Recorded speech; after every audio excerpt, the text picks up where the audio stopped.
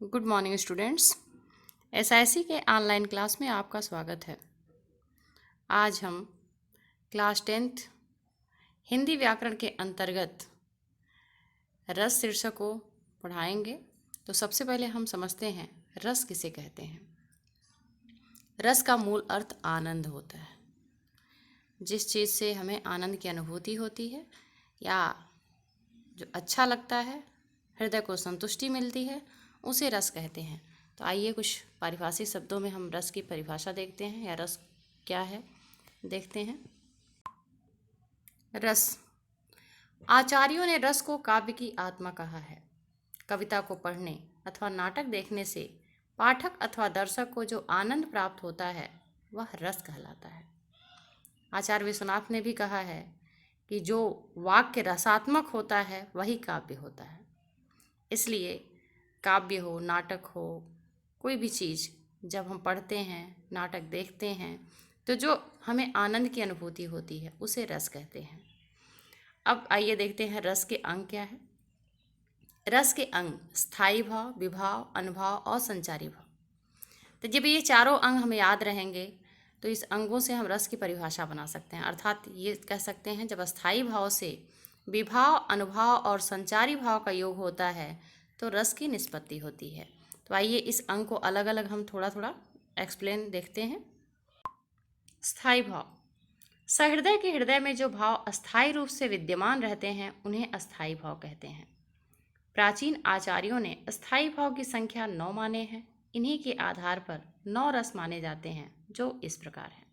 अब अस्थायी भाव क्या है कि हर व्यक्ति हृदय जो सोच सकता है, समझ सकता है, किसी चीज़ को महसूस कर सकता है, ऐसा व्यक्ति, हर व्यक्ति के अंदर ये 9 अस्थायी भाव हमेशा विद्यमान रहते हैं। लेकिन जब परिस्थितियाँ उसके अनुकूल होती हैं तो वह अस्थायी भाव मनुष्य के अंदर से जागृत होते हैं। इस प्रकार इस 9 तरह के अस्थायी भाव के आधार पर प्राचीन आचार्यों ने 9 रस की कल्पना की है। लेकिन आगे बाद में कुछ विद्वानों ने 2 रस की कल्पना और किया है। तो आगे देखते हैं कि कौन कौन से वो 9 रस हैं और अतिरिक्त जो 2 रस हैं वो कौन से हैं। अब देखिए यहाँ क्रमशः एक कॉलम में स्थायी भाव है, दूसरे कॉलम में रस का नाम है। आप पूर्ववत कक्षाओं में पढ़े हुए हैं, आपको पता भी होगा, फिर भी एक बार देख लीजिए, इसको यथावत लिख भी लीजिएगा कि पहला स्थायी भाव रति है, उसका रस श्रृंगार रस है। हास नामक अस्थायी भाव का रस क्या है? हास्य है। शोक नामक अस्थायी भाव का रस क्या है? करुण है। क्रोध रौद्र। उत्साह स्थायी भाव है, उसका रस क्या है? वीर। भय नामक अस्थायी भाव का रस भयानक है। जुगुप्सा का विभत्स, विस्मय का अद्भुत, निर्वेद का शांत। अब इसके अतिरिक्त बाद में वात्सल्य और भक्ति नामक 10वां और 11वां रस भी स्वीकार किया गया है। इसका भी अस्थायी भाव रति है। वात्सल्य क्या क्या होगा? वत्सल रति, और ये भक्ति नामक जो रस है उसका देव विषयक रति, अर्थात श्रृंगार रस का रति है, वात्सल्य का रति है और भक्ति का रति है। लेकिन तीनों का रति अलग है। श्रृंगार का रस रति नायक नायिका के लिए होता है, वात्सल्य का रति प्रेम जो होता है बच्चे के लिए होता है, और भक्ति का रति जो होता है देव विषयक रति, माने ईश्वर से प्रेम। इसके अतिरिक्त बाद में एक एक और अंग का देखते हैं। अब इसके पूर्व पहला अंग आपने अस्थायी भाव पढ़ा, 9 रस, 9 स्थायी भाव, 2 अतिरिक्त। इसके अतिरिक्त दूसरा अंग क्या है? विभाव। क्या है? स्थायी भाव से जब विभाव, अनुभाव, संचारी भाव का योग होता है वहाँ रस होता है। तो विभाव क्या है देखिए। विभाव के कारण सहृदय को रस प्राप्त होता है। विभाव ही मूल है जब जो परिस्थिति उत्पन्न करता है, जिसको देख करके सहृदय के हृदय में वो अस्थायी भाव जागृत होता है, अर्थात अस्थायी भाव के कारण विभाव है।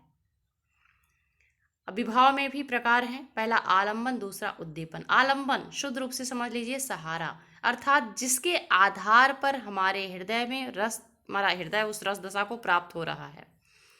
तो आलंबन में आश्रय, आश्रय कौन होता है?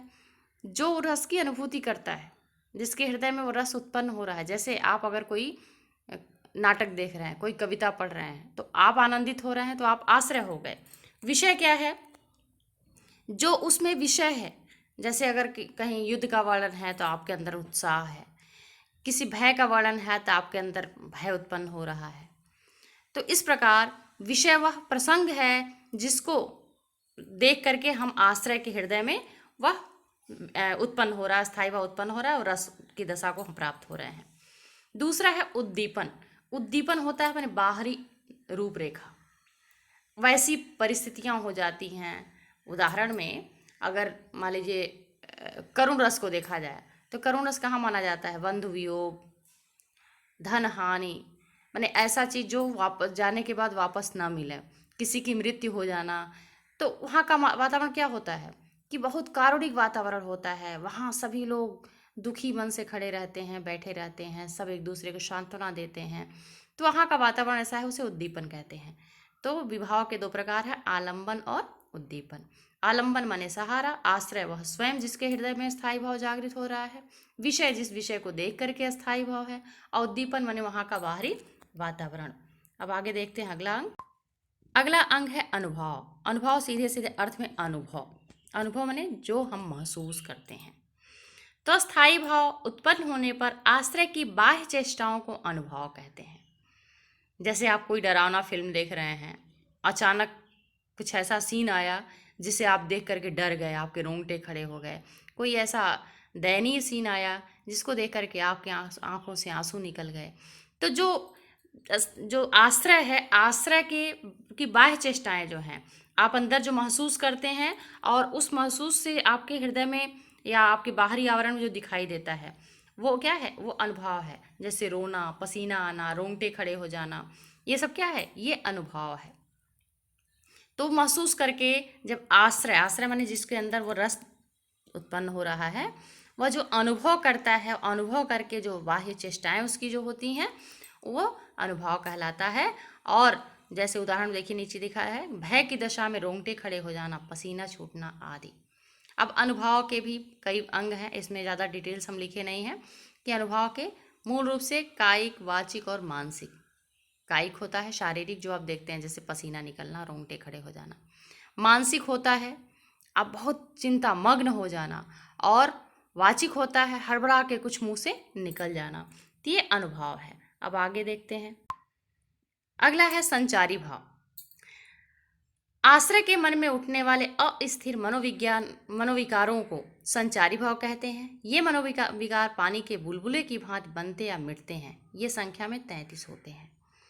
अब आप एक उदाहरण दे रहे हैं कि कोई आप कहानी पढ़ रहे हैं, कोई फिल्म देख रहे हैं, तो आपको अच्छा कैसे लगता है कि आप उसमें किसी एक किरदार में, किसी एक नायक में, किसी व्यक्ति में आप उसमें घुस जाते हैं, मतलब उसको अपने में महसूस करते हैं कि मैं वहाँ खड़ा हूँ। तो आपके अंदर बहुत सारी फीलिंग, बहुत सारे भाव उत्पन्न होते हैं जो क्षणिक होते हैं और क्षणिक खत्म हो जाते हैं कि मैं ऐसा होता, मैं वहाँ होता तो मैं क्या करता, जो वो गलती किया मैं नहीं करता। तो ये उसके मतलब अस्थिर मनोभाव है, स्थिर रूप से बहुत लंबे टाइम तक उसके पास रहते नहीं हैं। ये पानी के बुलबुले में, जैसे पानी में बुलबुला निकलता है स्वयं समाप्त हो जाता है, तुरंत समाप्त हो जाता है, वैसे व्यक्ति के अंदर वो मनोभाव, अस्थिर मनोभाव हैं जिसे हम संचारी भाव कहते हैं। ये संख्या में 33 होते हैं। इसलिए ये रस के चारों अंगों को आपने अब पूरा पढ़ लिया। तो जब स्थायी भाव से विभाव, अनुभव, संचारी भाव का योग होता है तो वहाँ रस की निष्पत्ति होती है। अब आपके सिलेबस के अनुसार जो 2 रस आपको पढ़ाया जाएगा, आप किताब में भी देख लीजिएगा, हास्य और करुण रस, उसको हम थोड़ा समझाते हैं और उसका उदाहरण और स्पष्टीकरण बताते हैं। जैसे इसमें बताया जाएगा वैसे आपको लिखना है। हास्य रस, जैसा कि पहले रस में हम आपको बताए थे, अगर आपको अस्थायी भाव याद है तो आप रस की परिभाषा बना सकते हैं, लिख सकते हैं।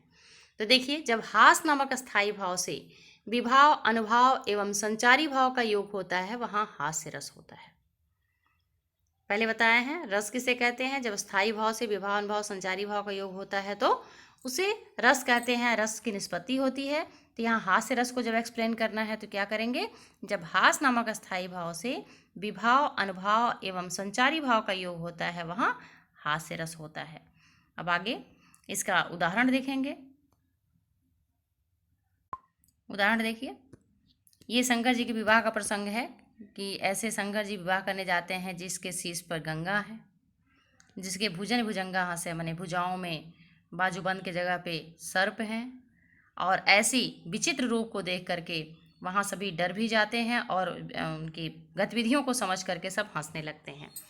तो उदाहरण देखिए, शीश पर गंगा हंसे, भुजन भुजंगा हंसे, हास ही को दंगा भयो नंगा के विवाह में। ये उदाहरण है। अब इसका स्पष्टीकरण हम देखते हैं। प्रस्तुत उदाहरण में स्थायी भाव हास है। स्पष्टीकरण आपको पूरा अंक के साथ लिखना है।